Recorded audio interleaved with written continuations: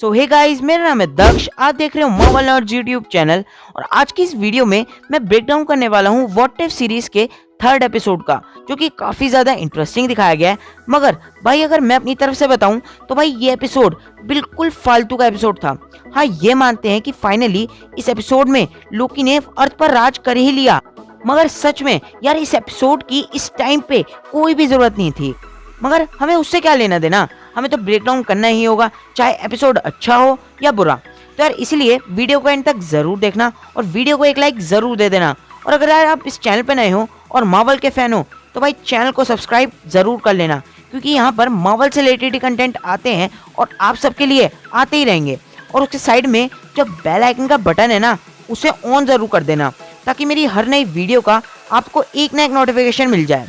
तो चलो यार ज्यादा टाइम ना वेस्ट करते हुए लेट्स बिगिन दिस वीडियो।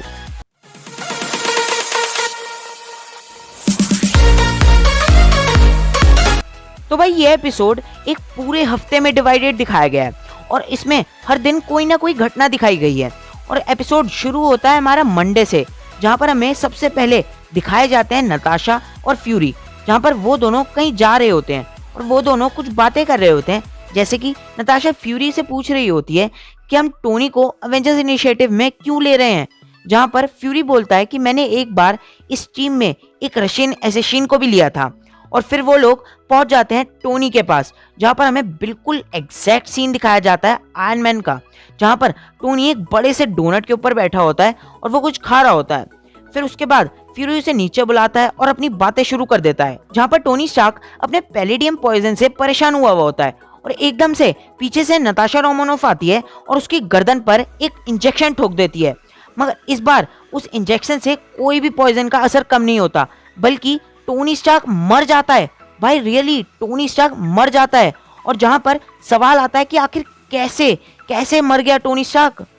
फिर हमें दिखाया जाता है कि जो हमारे शील्ड्स के एजेंट्स होते हैं, जैसे कि रमलो भैया वगैरह, वो लोग नताशा को पकड़ के एक वैन में ले जा रहे होते हैं, क्योंकि उस पर इल्जाम होता है कि उसने टोनी स्टार्क को मारा है। मगर लेकिन जब वो जा रहे होते हैं तब वैन के अंदर ही नताशा उन लोगों पर हमला कर देती है और वहां से भाग जाती है। और उसके बाद पता करने लग जाती है कि आखिर टोनी स्टार्क को मारा किसने। और उसके बाद अगला दिन शुरू हो जाता है और उस दिन हमें डिट्टो कहानी दिखाई जाती है थॉर 1 मूवी की, जहां पर हमारा थॉर अपने हथौड़े को उठाने की कोशिश कर रहा होता है, मगर वो उसे नहीं उठा पाता। लेकिन यहाँ पर जब हमारे थॉर हथौड़े को उठाने आता है तो भाई उससे पहले फ्यूरी बाटन को वार्न कर देता है कि अगर ये कोई भी हरकत करे, मतलब कोई भी उल्टी सीधी हरकत करे, तो इस पे शूट कर देना। मगर यहाँ पर भाई थॉर जब अपने हैमर को उठाने जा ही रहा होता है तो भाई बाटन इस पे शूट कर देता है।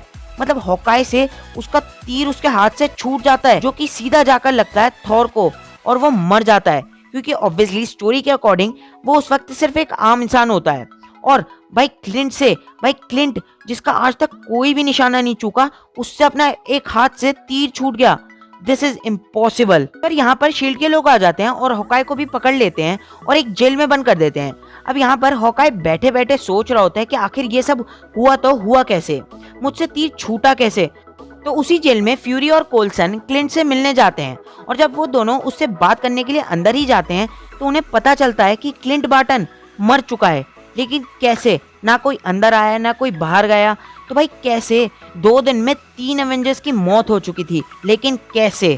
फिर हमें अगले दिन वेडनेसडे को सीन दिखाया जाता है कल्वर यूनिवर्सिटी वर्जीनिया का, जहाँ पे नताशा बेटी रॉस से मिलने आती है और जहाँ पर वो पता करने आती है कि आखिरकार टोनी को मारा किसने था।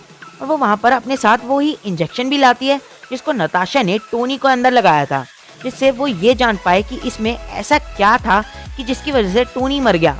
तो बेटी रॉस उस पर पूरी रिसर्च करती है, जिसमें उसे पता चलता है कि उस इंजेक्शन में ऐसा कुछ गलत नहीं था जिससे कोई भी मारा जाए। उसमें वही एंटीडोट था जो कि एक्चुअल में पैलेडियम पॉइजन के लिए यूज करा जाता था। और तो नताशा उससे पूछती है तो फिर टोनी मरा कैसे, क्या वो कोई नैनोटेक जैसी चीज थी? तो जहाँ पे बेटी बोलती है कि मैं एक बायोलॉजिस्ट हूँ, तो मैं इन चीजों में बिल्कुल भी एक्सपर्ट नहीं हूँ। फिर वहाँ पे नताशा पे फ्यूरी की कॉल आती है और वो उसे बताता है कि यहाँ पर क्लिंट भी मर चुका है। तो फिर नताशा उससे पूछती है कि अब मुझे किसे मारना है। तो फ्यूरी उसे बताता है कि एक्चुअल में जो हमारे एवेंजर्स इनिशिएटिव के अंदर प्रोग्राम में मैंने जितने भी मेंबर्स को चूज करा था, सिर्फ उन्हीं को यहाँ पर मारा जा रहा है।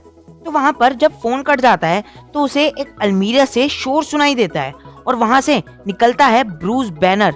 जी हाँ, ब्रूस बैनर यानी हल्क। फिर उसी के बाद कोल्सन और फ्यूरी कार पे कहीं जा रहे होते हैं और फिर अचानक से कोल्सन के सामने एकदम से धूल उड़ने लग जाती है और जब वो वहाँ पर उसकी तरफ बढ़ने लगते हैं तो वो ध्यान से देखते हैं तो भाई उन्हें वहाँ पर खड़े हुई दिखती है एसगार्ड की पूरी आर्मी और वो सब थॉर की मौत का बदला लेने आए होते हैं। और फिर लोकी और निक फ्यूरी दोनों आमने सामने खड़े होते हैं तो लोकी फ्यूरी को बोलता है कि मैं एसगार्ड का प्रिंस और आज मैं तुम सबको मार दूंगा और अपने भाई की मौत का बदला लूंगा। यहीं पे दूसरी तरफ एजेंट रॉस उस यूनिवर्सिटी में पहुंच जाता है ब्रूस बैनर के लिए और वो भी बड़ी बड़ी मिसाइल्स और गन्स के साथ। और ये सीन बिल्कुल डिट्टो सीन था इनक्रेडिबल हल्क का। बस यहाँ पर डिफरेंस ये था कि यहाँ पर नताशा रोमनॉफ थी, वो एजेंट रॉस को गोली चलाने से मना करती है और रॉस चुपचाप मान के शूट भी नहीं करता, मगर लेकिन एकदम से उनकी टीम में से एक बुलेट आती है और ब्रूस को लग जाती है और ब्रूस एकदम से गुस्सा आने लग जाता है जिससे वो हल्क बन जाता है और वहाँ पे सब लोगों को मारने लग जाता है। फिर हमें लोकी का एक छोटा सा सीन दिखाया जाता है जहाँ पर लोकी सब पर फायर करने लग जाता है और फिर हम वापस आ जाते हैं हल्क पे जहाँ पे वो बहुत ज़्यादा तबाही मचा रहा होता है और लेकिन एकदम से हल्क अपने आप में फूलने लग जाता है, मतलब अपने आप बड़ा होने लग जाता है और वहीं पर हल्क फट जाता है और वहीं पर हल्क की मौत हो जाती है। मतलब यहाँ पर चौथा अवेंजर गया। तो भाई उसी को देखकर ब्लैक विडो शॉक हो जाती है कि इसके पीछे है कौन और वो पता करने के लिए निकल जाती है। उसके बाद हम फिर आ जाते हैं लोकी पर जहाँ पर अब लोकी हमला करना बंद कर देता है और निक फ्यूरी बोलता है कि थॉर हमारी वजह से नहीं मरा, हम दोनों का दुश्मन एक ही है क्योंकि उसने हमारे 2 लोगों को मारा है, इसलिए जब वो मुझे मिलेगा तो मैं उसे तुम्हें दे दूंगा। तो उसी पे लोकी बोलता है कि ठीक है, मगर तुम्हारे पास सिर्फ कल सुबह तक का वक्त है, मुझे सुबह तक उस बंदे को ढूंढ कर दो।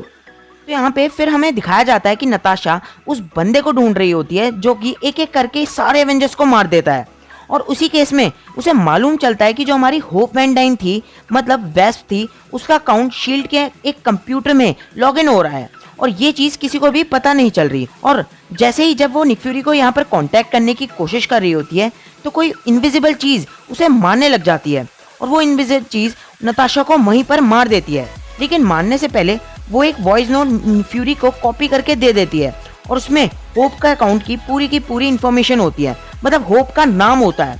और उसी वॉइस नोट को निक फ्यूरी बार बार सुनता है और जिससे उसे पता चलता है कि आखिर यहाँ पर मामला चल क्या रहा है।